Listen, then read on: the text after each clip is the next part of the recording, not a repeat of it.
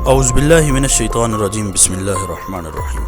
ایک بار پھر سے آپ کو ماجد ٹی وی میں خوش آمدید۔ قادیانیوں اور ان کے عقائد کے متعلق تو آپ سب ہی بخوبی واقف ہوں گے۔ یہ وہ جماعت ہے جو عقیدہ ختم نبوت کی واضح منکر ہے، حالانکہ اس عقیدے کے تائید میں قرآن مجید کی کئی آیات اور سینکڑوں احادیث مبارکہ موجود ہیں۔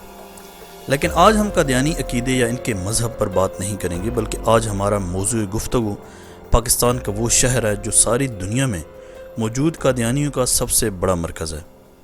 قیام پاکستان سے قبل چناب نگر یعنی سابقہ ربوہ جس جگہ آباد ہے، اس جگہ کا پرانا نام چک دھدیاں تھا اور یہ ایک غیر آباد جگہ تھی۔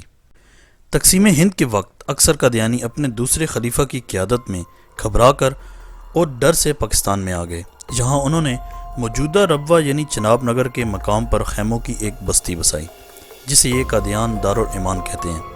پاکستان کے پہلے وزیر خارجہ ظفر اللہ خان کی کوششوں سے، جو خود بھی ایک قادیانی تھے، اس جگہ قادیانی جماعت کے لیے 12,000 روپے کے عوض 1,031 ایکڑ زمین کی لیز مورخہ 11 جون 1948 کو پاس کی گئی۔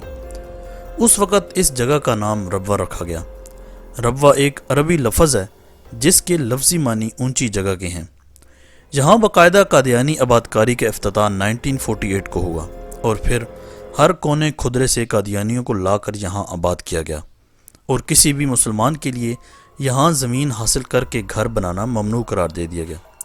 یوں ناجائز اثر و رسوخ استعمال کرتے ہوئے ریاست پاکستان کے اندر ایک قادیانی ریاست بنائی گئی۔ اس شہر ربوہ یعنی چناب نگر سے متصل قادیانی جماعت کا ایک قبرستان بھی واقع ہے۔ اس قبرستان میں اکثر قبروں کی تختیوں پر ایک عبارت دیکھنے کو ملتی ہے، امانتاً دفن۔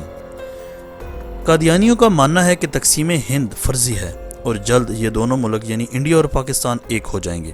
اس کے بعد ہم اپنے مردے نکال کر اپنے آبائی شہر قادیان لے جائیں گے اور ان کی دوبارہ تدفین ہوگی۔ یہ بات صاف ظاہر کرتی ہے کہ قادیانی جماعت پاکستان کے دیرپا قیام کے حق میں نہیں۔ اس وقت چناب نگر شہر کا آباد رقبہ تقریباً 24 مربع کلومیٹر ہے۔ کیا آپ جانتے ہیں کہ اس زمین کی لیز 2047 میں ختم ہو جائے گی، کیونکہ قادیانیوں کے نام پر لی گئی لیز 99 سال کے لیے تھی۔ حالیہ دنوں میں قادیانیوں نے اس خطرہ کے پیش نظر چناب نگر سے سرگودا کی طرف کی زمینیں منہ مانگی قیمت پر خریدنا شروع کر دی ہیں کہ اگر چناب نگر کی زمین کی لیز منسوخ ہو تو ہمارے پاس اپنی ذاتی ملکیتی زمین اس کے متبادل کے طور پر موجود ہو۔ اس مقصد کے لیے سب سے پہلے چناب نگر کے ساتھ احمد نگر نام کی ایک بستی بسائی جا چکی ہے، جہاں مرزا مسرور احمد کا فارم ہاؤس بھی ہے، اور اطلاعات کے مطابق وہاں سے آگے بھی 4-5 گنا زیادہ قیمت پر دھڑا دھڑ زمینیں خریدی جا رہی ہیں، اور ہمارے ہی مسلمان بھائی زیادہ پیسوں کی لالچ میں قادیانیوں کو اپنی زمینیں فروخت کر رہے ہیں۔ یہ وہی غلطی ہے جو فلسطین کے مسلمانوں نے کی تھی، اور آج اپنی اسی غلطی کا خمیازہ ایک نہ رکنے والی جنگ کی صورت میں بھگت رہے ہیں۔ ناظرین اکرام، دوسری جنگ عظیم کے بعد یہودیوں نے بھی اسی طرح فلسطینیوں سے منہ مانگے دام و رقم دے کر زمینیں خریدیں۔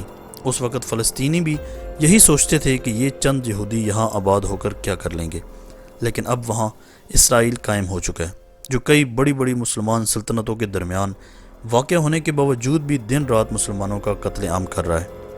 ایسی ہی حکمت عملی اب قادیانی اسٹیٹ کی جانب سے بنائی جا رہی ہے۔ ربوہ شہر یعنی چناب نگر اپنے محل وقوع کے لحاظ سے بہت اہم ہے، چونکہ اس کے تینوں اطراف پہاڑ اور ایک طرف دریا ہے۔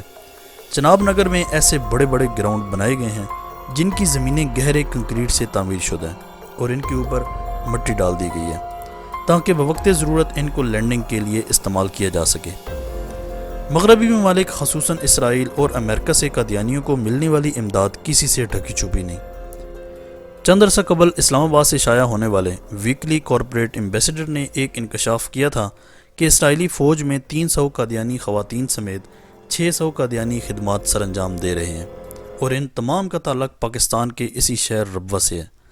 اسرائیل جیسے ملک میں جہاں ایک عام پاکستانی کا فوج میں شمولیت اختیار کرنا تو دور بلکہ داخل ہونا بھی ممنوع ہے، وہاں 600 مرد و خواتین کا فوج میں شامل ہونا اس بات کو ظاہر کرتا ہے کہ اسرائیل میں قادیانیوں کو فوجی تربیت دی جا رہی ہے۔ دور حاضر میں قادیانیوں کے پاس بے شمار دولت اور وسائل موجود ہیں، اور انہی کی بدولت وہ پاکستان میں مہنگے داموں زمینیں خریدتے ہوئے سرگودا کی حدود تک پہنچ چکے ہیں۔ اس سے پہلے کہ مملکت خداداد پاکستان میں ایک اور اسرائیل بنے، ہمیں اس کو روکنا ہوگا۔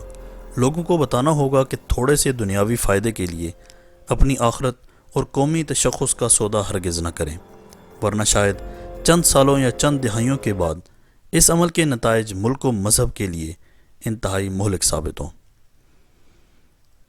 امید کرتا ہوں آپ کو یہ ویڈیو اچھی لگی ہوگی۔ اس ویڈیو کو لائک کریں، ماجد ٹی وی کو سبسکرائب کریں۔ ملتے ہیں ایک اور انٹرسٹنگ ویڈیو میں، تب تک کے لیے اجازت دیجیے۔ اللہ حافظ۔